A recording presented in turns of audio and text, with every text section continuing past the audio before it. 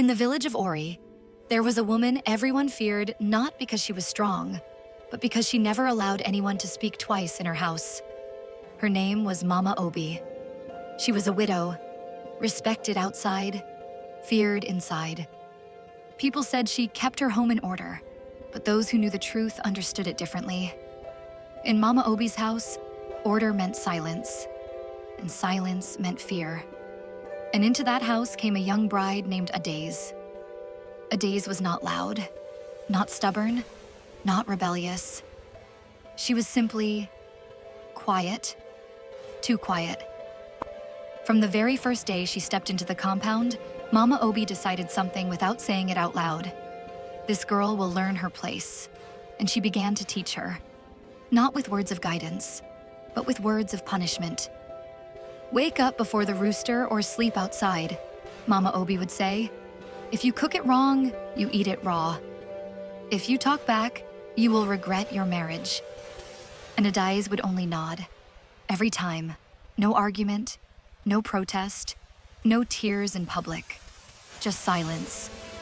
And that silence made Mama Obi even more furious, because she could not understand it. Was the girl foolish? Weak? Or secretly planning something? So she increased the pressure. She started taking Adaeze's food and giving it to neighbors, to test humility. She made her fetch water from streams far beyond the village, even when others had wells nearby. She accused her of laziness in front of visitors, even when Adaeze had worked from dawn till night.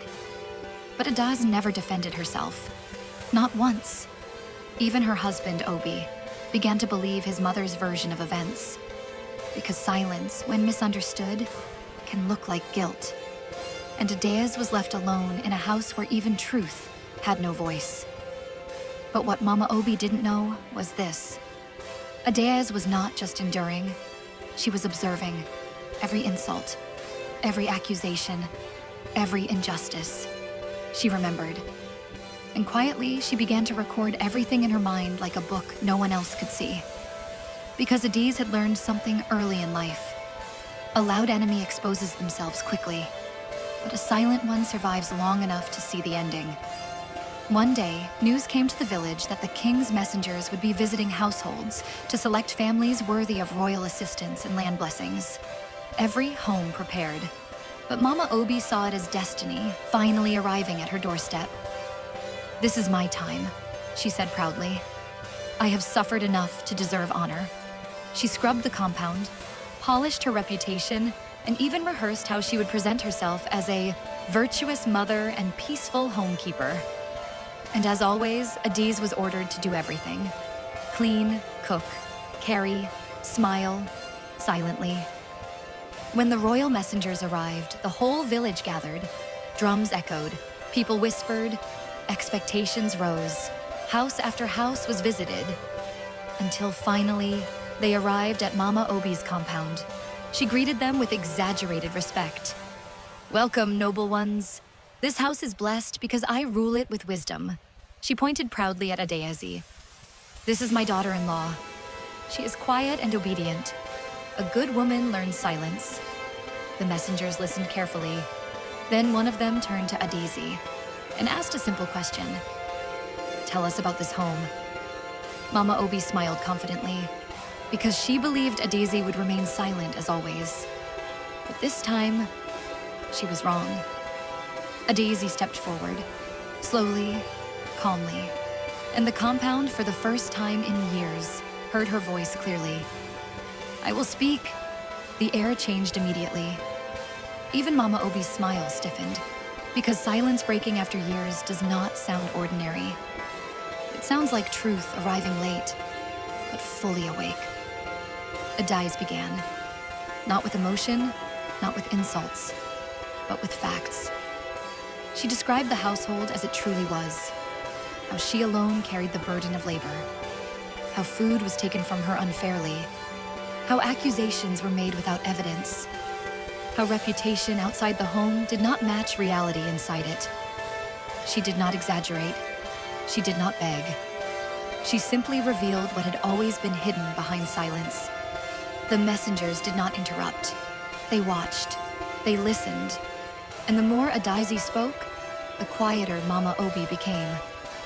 Because lies can survive noise, but they struggle in the presence of calm truth. Mama Obi finally tried to cut in. "That is enough. She is just bitter." But one of the messengers raised a hand. "Let her finish." And so Adaeze finished, not with anger, but with dignity. When she stopped speaking, there was a long silence in the compound, a heavy one. Then the inspection began, and everything Adaeze had said was quietly confirmed. Not by words alone, but by evidence, by witnesses, and by what the house itself revealed under scrutiny. The truth did not need defending. It only needed exposure. By evening, the decision was made. Mama Obi's household would not receive honor. Instead, supervision would be placed over the home due to misconduct. And the royal blessing that was meant for the house would be redirected under Adaeze's care and integrity. That night, for the first time, Mama Obi's house felt unfamiliar. Not because anything changed physically, but because power had shifted without warning. And Mama Obi sat in silence. The same silence she once forced on someone else. Only now, it was no longer punishment. It was consequence. Days later, Mama Obi finally asked Adaeze a question she had never asked before. Her voice was no longer sharp, only tired. "Why did you never speak all this time?" Adaeze looked at her for a long moment, then replied, "Because I needed you to finish your story before truth began mine." And in that moment, Mama Obi understood too late. Silence is not emptiness. It is storage. And when it finally opens, everything hidden comes out at once.